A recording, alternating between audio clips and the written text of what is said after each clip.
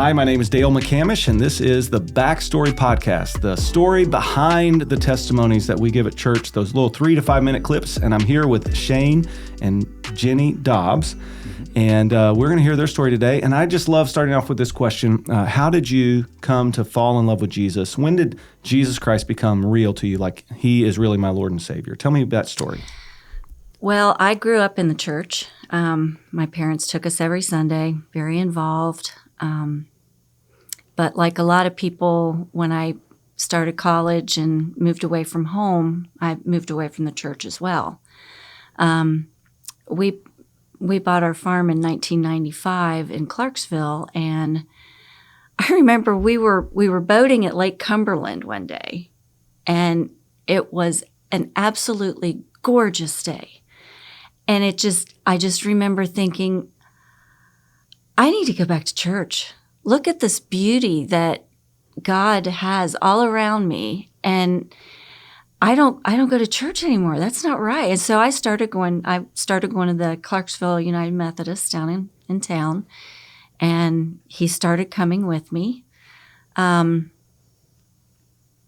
accepted Christ one day in my car at work. That's really weird.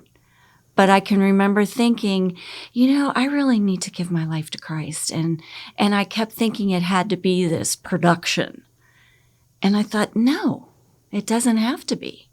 I can sit right here in my car and say, I accept you, Lord. And Yes. I accept Christ as my Lord and Savior. And so that happened, and things got deeper with my relationship. But then in 2007, we were going to a church where they baptized in the creek that runs next to our house, our farm. And I decided I had been sprinkled as a baby but never immersed, and I wanted to be baptized in the creek. So he didn't say anything until that morning. And I didn't push, and he asked me, he said, so what do you wear to a baptism in the creek? And we both ended up going to the creek. But when we went in, 2 pastors went in with us, and the lead pastors, we thought we were going to go in individually. And he said, no, you're married, you're as one. You're going in together. Oh, that's and beautiful. We hooked arms, and we both went in together. Oh, so that's beautiful. We took the plunge for the second time. Yeah. Yeah, no kidding. What was going through your mind when that was? So she was kind of apparently building up to that decision. Yes. So when you said that, you reminded me of just scriptural passages where, like Romans, it says God reveals himself through creation, and he was talking to you. The Holy Spirit convicts us. That was going on in your car. And then there's this beautiful passage that it says, you never know when the wife is going to save the husband by her actions, which kind of sounds like that was going on. So what was going on, Shane? I was going to give her the credit you just gave her. So you stole my thunder. Yeah, at that moment, Jenny, I would say that, well, first let me back up and start with the story. So I was raised somewhat as Jennifer in the church, but my family was more in and out. So it was very inconsistent. I had a grandmother and aunts and uncles that played music in church and Baptist church in Kentucky and so forth. But as I grew up, it was more in and out of church. And so at that point, I was not dedicated to Christ or my life of faith. And as time went on and I met Jenny, then I would say that I would have to give her the credit for kind of ever so gently with those kid gloves, just leading and guiding me back to that heartfelt faith. Beautiful. Yeah. Nice. So you were familiar with the church, but it wasn't really sticking. That's a good Was that way a of good putting it. description? Yeah.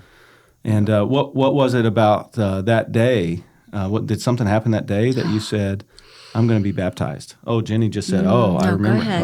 Oh. I'm not sure what she's getting excited about. I don't remember. I don't know that I knew anything up to that day. I was still kind of just holding back, watching from the wings, being a little bashful.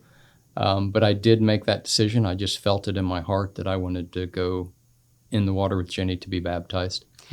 And our marriage changed. It did. We had certainly our ups and downs, and from that day in 2007 on, I can say wholeheartedly, our marriage has been 100% better.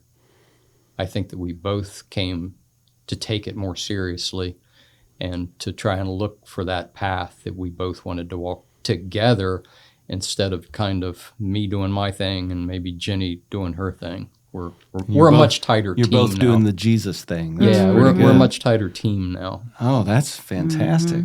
Yeah. Adding that third element. Having God in the relationship, Yes. and I truthfully, kind of held him at bay. I was giving him the stiff arm.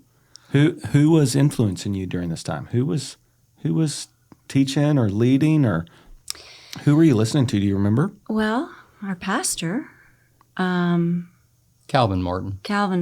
Okay. yeah, he was big. And I had gone on an Emmaus walk, which was very, Those can be life-changing. yes, it was very life-changing. And you still help with Emmaus every once in a while? I did up until they moved up to Okay. courthouse. But yes, Yeah. I was very involved for about 20 years. Couldn't get Shane to go. It's not for everyone, Sure.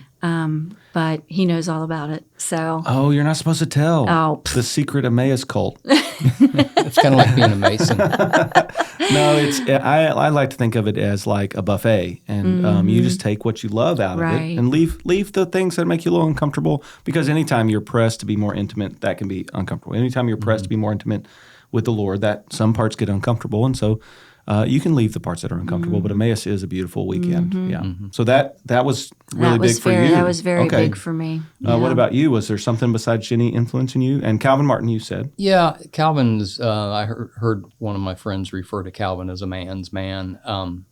I didn't. He was an avid hunter, fisherman, outdoorsman, and I just hadn't been around that.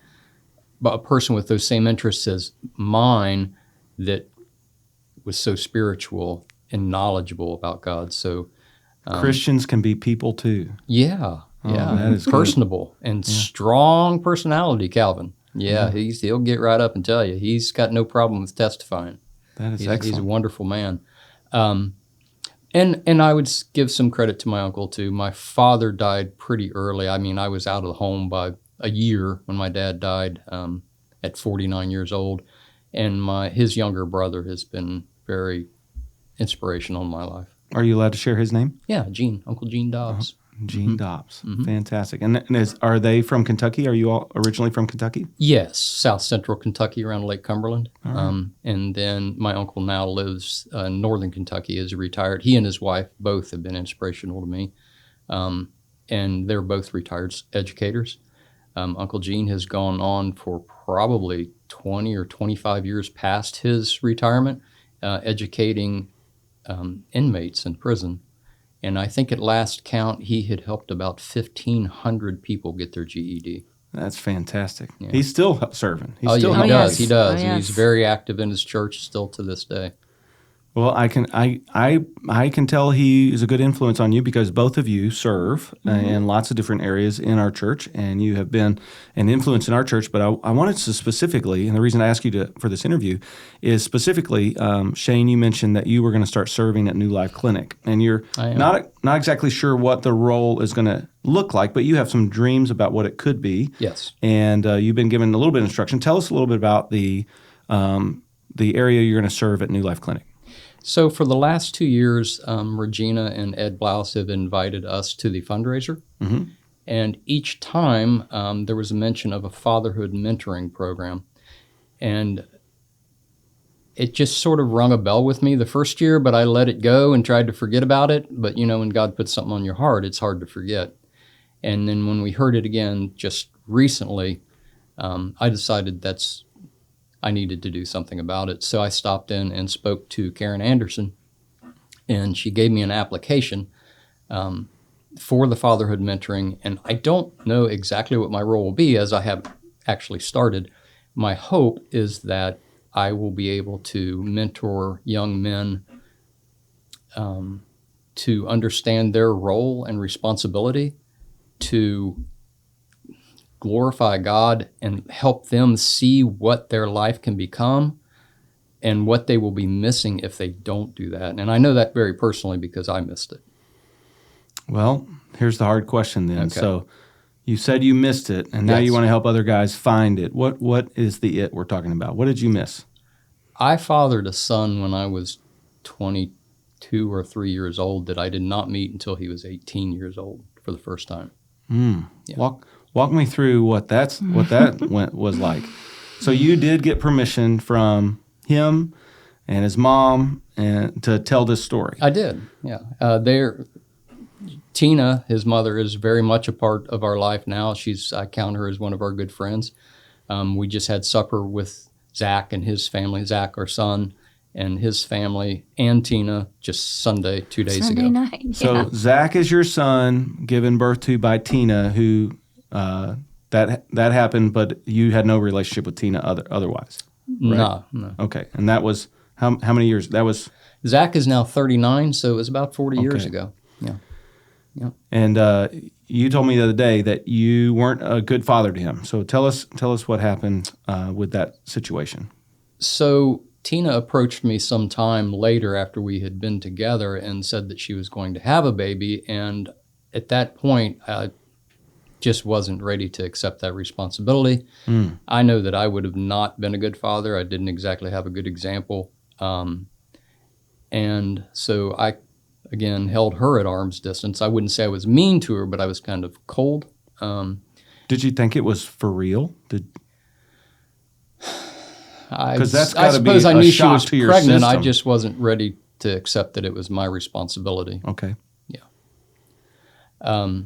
Yeah, it was a shock to my system.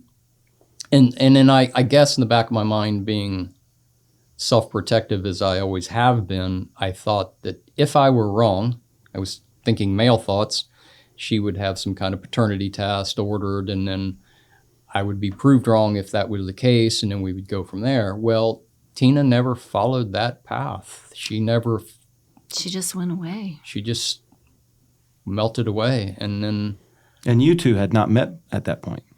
Jenny and I had not. Right. Well, But soon afterwards. soon after. Okay. Yeah. So, and then 5 or 6 years later, Jenny and I had this discussion, I think it was 6, a letter showed up in the mail with Zach's kindergarten picture. And Yeah. the moment I opened it, I looked at that picture and said, "Oh Lord, Uh-oh. she wasn't lying to me." Oh, the resemblance was amazing. If it had been black and white, it could have been my kindergarten picture. Oh, wow. It was. And along What with does that feel like exactly? Well, how does that make your stomach drop, your jaw drop? What is going on? yeah. And Jenny, what's going through your mind? Because Oh my goodness. you might have known. Did you already know Yes, before I that letter? did. You knew Yeah, that he had I- a son somewhere. Yeah.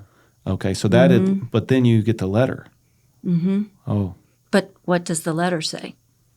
So along with the letter, Tina had married in the meantime, in the interim, and she was asking me to give up parental rights so that her husband could adopt Zach. okay. And boy, it was really hard, but the only way to be a bigger butthead than I had already been would have been to say no. Okay. And I thought, much as I had wronged her, the very least I could do was grant this request.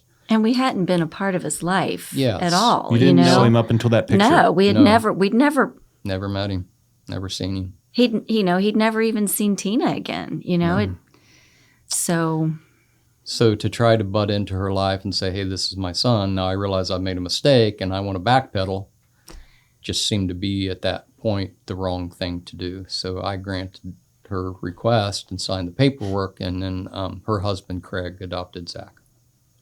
and he became Zach Copeland. Yes. Okay. So now we're fast forwarding. Now we go to age 12.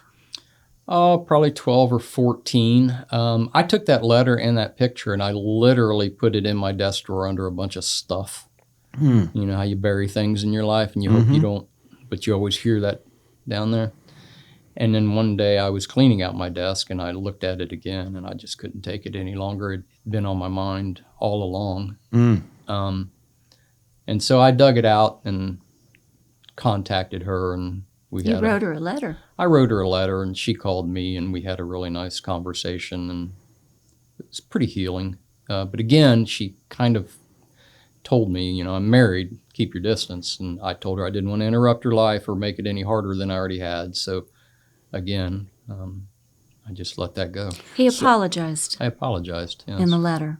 Mm-hmm. Sometimes in these type of stories, the mom figure in these stories can hold a bitterness and teach their child to hate the biological dad. What was going on with Tina's life? I have seen and heard of those stories, and I cannot give Tina enough credit She's ever an in angel. the world. She's an angel. Yeah. So she didn't badmouth. No. What was? No, Okay. she did not raise Zach with any bitterness at all. Just Tina is a very loving, very good person. I had no idea at the time. Frankly, I didn't know Tina, so it was hard for me to judge that. But apparently I have a knack for finding pretty good women, so surrounding myself with loving, good women. Careful, this is a PG podcast. I have a knack for surrounding myself with good-hearted women. So she was raising him. Did he know? Did she tell him he had a biological dad that was different than his adopted dad? Okay. Yes. And she never said anything bad. So No. he's got at least a healthy knowledge going on. Mm-hmm. And you reached out, and that was he was 12 or 13. And then what's the follow-up after that? 18. 18. She called. She called me when he turned 18, and she said, I've always told Zach when he turned 18, I would tell him who his biological father was. Oh, wow. Yeah. And so he's 18 now, which I already knew. And I said, she asked if I wanted to meet him, which I jumped on. And I said, I need a little background because I didn't know. So I said, can you tell me a little bit about him? So to know a little bit about my background, as I mentioned earlier, outdoorsman, farmer, loved all that stuff. And Zach had been raised in the suburbs of Columbus. And she said, well, it's kind of odd. My husband and I live in the suburbs, but Zach just loves to be outdoors and hunt and fish. And He's working at Gander Mountain Outdoor Store. And he met these friends that are showing pigs at the county fair, Franklin County Fair. And all he wants to do is go to their house on the weekends and hang out at the farm. And he wants to major in agriculture. I thought I was going to hyperventilate. I did. And he was going to a high school with 2,200 other kids and was one of 2 that showed hogs at the county fair, which, Shane was president of FFA. It's been a real lesson in genetics. Nature versus nurture. There's a lot of nature in there. Yeah, it's been amazing. Wow. It's been absolutely amazing. And so I don't want to cut out too much of the story or if there is more, but to fast forward a little bit further. Well, go to the day you met. Yeah, so not long after the phone call, she and Zach came down to the farm. I went away. Okay. I said, this needs to be just the 3 of you. Okay. So that's probably wise. Well, initially that's the way it needed to be. Okay. Yeah. So I went Jenny away. being Jenny, she made us a wonderful meal, some nice chili and so forth, and and then gave us our space, and then it was from the moment he stepped out of the car and from the moment I saw he and Tina, it was just all hugs and good. And it's been wonderful ever since. You guys went through family albums and stuff. You showed him pictures of his cousins and aunts and uncles and grandparents. And how did he take all that? He was eating it up, wasn't he? Oh, I think so. Taking it in. Taking it in. Yeah, he took it in, and it took a while to get to know each other. I've now known him longer than I haven't, so I've known him about 21 years now. And, in the beginning, it takes a little adjustment period to get used to anybody. And he had to get to know me a little bit more, and I've gotten to know him a little bit more. And he was 18. So he's already formed. His personality's formed. His who he is as a man is still being formed, but pretty set in stone. A lot of that. And I feel and did feel bad for him because he was going through a lot because his stepfather Craig was not real happy about the situation of meeting me, and so it was hard on Zach. I think it was harder than I realized at the time. And he actually came to live with us for a while, and he was going to college and kind of in and out a little bit in college. I think he was kind of trying to find some direction there. I need to back you up just a little because, Fill in the blanks. well, my part of it, Yeah. after that day, first of all, back up a little bit more. After Shane and I got married, we tried to have a family of our own, and I was unable to conceive. And I think we went through infertility stuff for 4 or 5 years before we finally gave up. And through that time, I just kept saying, God, why? Why can I not have a child? It was really difficult.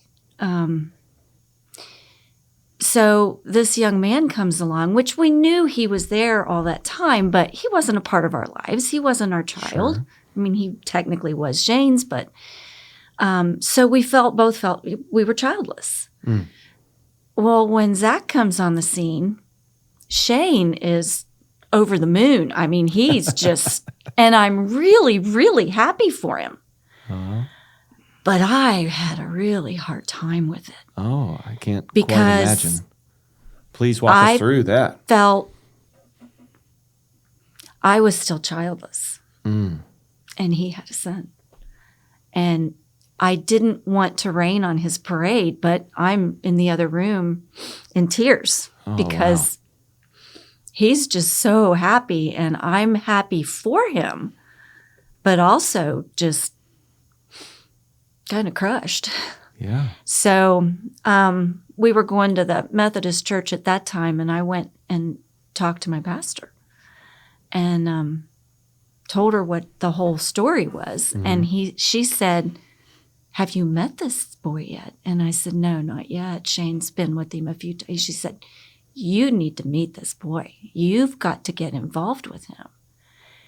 And That sounds like good advice. it was. But it could go, I mean, No, it went it's a well. cliffhanger. That could go either way. That could be really bad or really good, but you said it went well. It was good because I met him, and just like when Shane first saw he and Tina, and just it was, It's very easy to we love connected. Zach is a very lovable It's man. very easy to love He Zach. is just And Tina.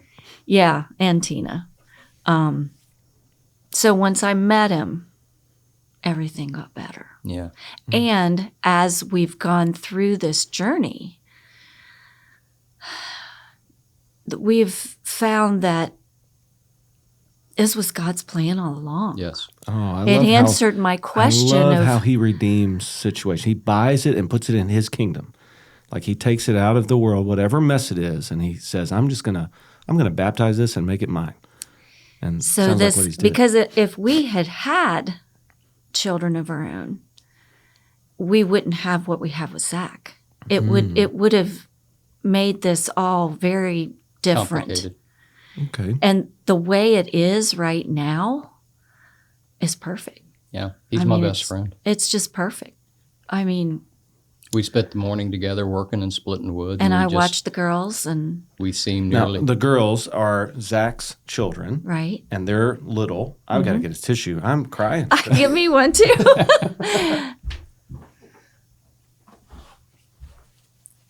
Yeah, it's a story now.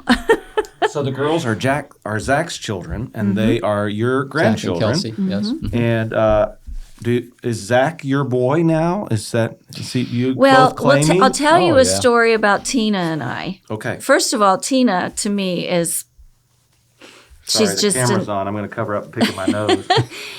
she's just an angel.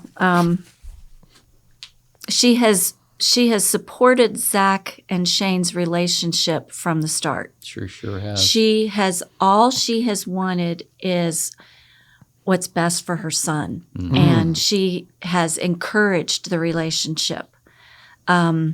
She broke her ankle one time, and Zach was working. Her other son, she and Craig had another child. He was in the service. Her mom was away. She didn't have anybody to get her to the hospital for surgery. So Shane was working in Columbus at the time. So I rode up with him. He dropped me off at Tina's. I took her to the hospital in her car. He went on to work. I was with Tina during the surgery. And so I'm in the room where they're prepping her. And this nurse comes in and she said, Are you two sisters? And I said, my response was, well, we're sisters in Christ. Yeah. And Tina's response was, we share a son. Oh, wow. Yeah. That could, it could go awkward, but it sounds like God has blessed that relationship, that yeah. friendship. She has spent the night at our house. Yeah. She's been to family gatherings. She's been to holiday gatherings. I mean, she's part of our family. Absolutely. Oh, wow. Part of our family. And it's not awkward. Not at all. It's not at all beautiful. awkward. It's It is beautiful. beautiful. And we give a lot of that credit to Tina. Absolutely. I mean, she's the one that. So Tina is a Christ Facilitated follower as well? Yes, she's not a regular She's churchgoer, not active in church right now. Okay. but Christ is definitely in that woman's heart. Fantastic. So go ahead. So, We were talking about how is he your boy and are these your grandkids? Yes, That's what we're talking about. yes. So, I call him my son. absolutely. Fantastic. And so I find our relationship has been such a contrarian relationship. So many people raise their children. They grow up, they go to college, they move away. They're in Colorado or New York. Whereas I've been so blessed with this relationship that it kind of was just the opposite. I didn't raise Zach, and he has come home. We have a farm, and Zach, as I've already mentioned, loves outdoors and the farm and everything. And it's a great place to raise the grandchildren. And just 2.5 years ago, a neighbor of ours offered to sell a house that borders our farm. So Zach and Kelsey bought the house.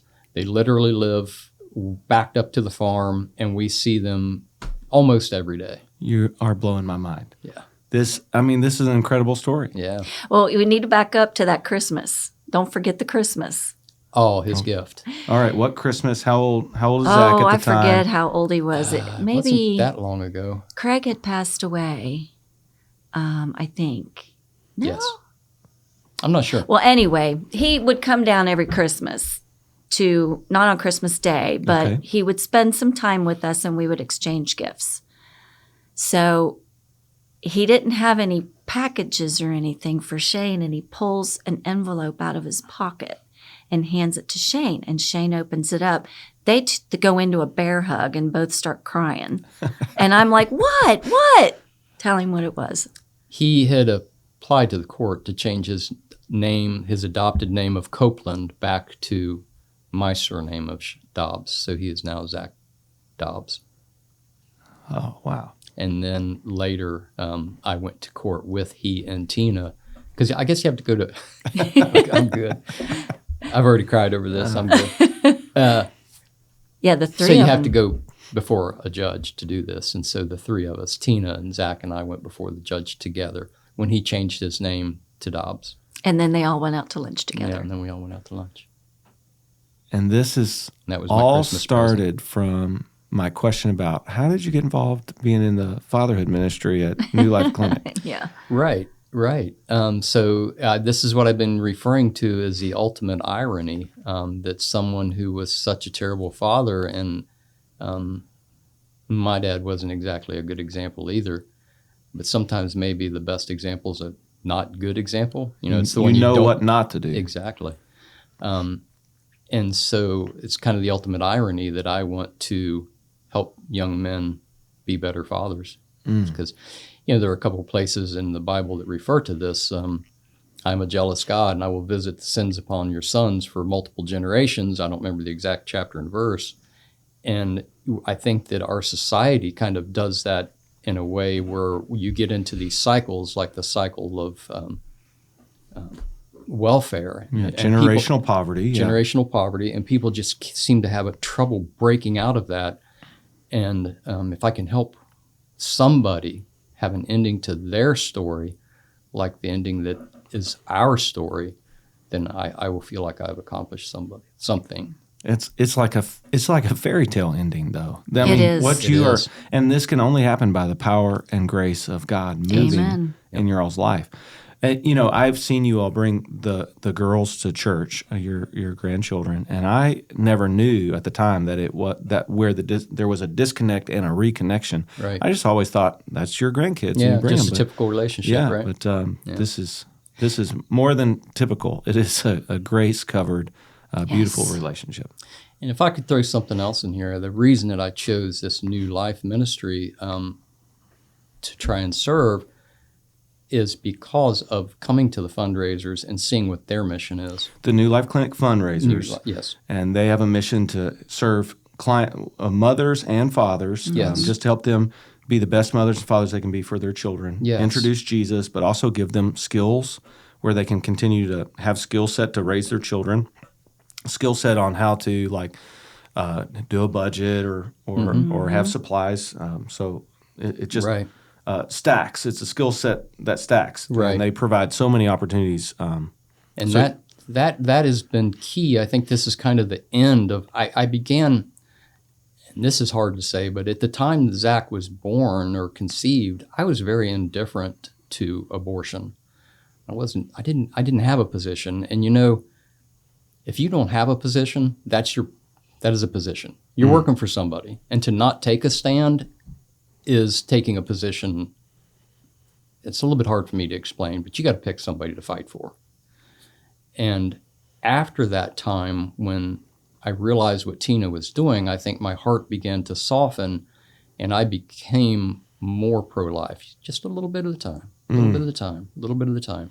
And when I met Zach and I saw what our relationship became, and I've seen his grandchildren, or our grandchildren, and our family grow and the love that we have, that's when I became all on board with pro-life. And that's why I want to help at New Life Clinic. And because if Tina did not have the wherewithal, the strength of character, the braveness, the heart to follow through and have a child and raise him for several years on her own, then this story would have never happened. God is a God that is pro-life. Yes. Amen. Yeah. And so if I can help one person see how wonderful my life has become by someone making the right decision, and I can help them get to this same end point, that's what I want to do. That's what we're going to be praying for. And I think that's a good place to stop this interview, but your story keeps going, and we get to come back. So maybe a year from now, after you get in the ministry a little bit and doing serving that way, and maybe we can do a follow-up. A follow-up? Yeah, it'd be great. And thank you so much for sharing. And really, I mean, you're sharing intimate details of your life that I think is going to change people's life.